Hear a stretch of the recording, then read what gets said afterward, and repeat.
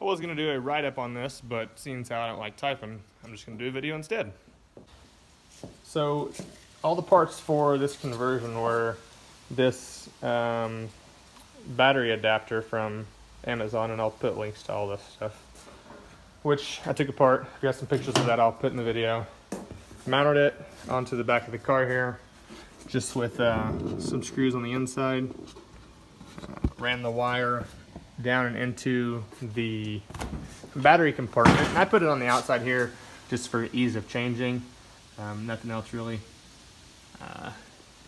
I do still need to add a fuse, so don't skip over adding a fuse, but just for testing I hadn't added it yet. And then I used Dean's connectors on this. I used to race RC cars, and these handled all the loads that I was pulling on my buggies just fine, so I figured for these cars that are pulling much less, it'll be just fine. Which is wired directly to the motor.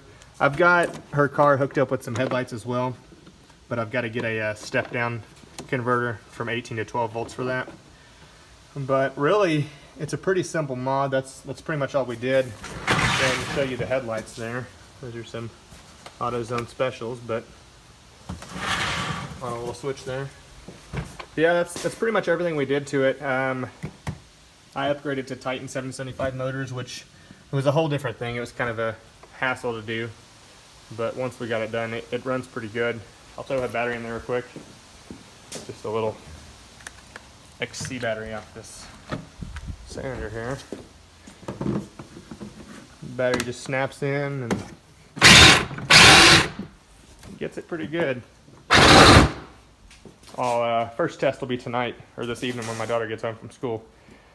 And then we'll give her a ride on it and see how she likes it.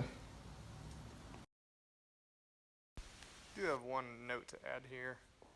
When you're doing the soldering connections on these battery terminals right here, just take your time and be careful with it. I ended up cutting mine off and then kind of cutting them away with a iron.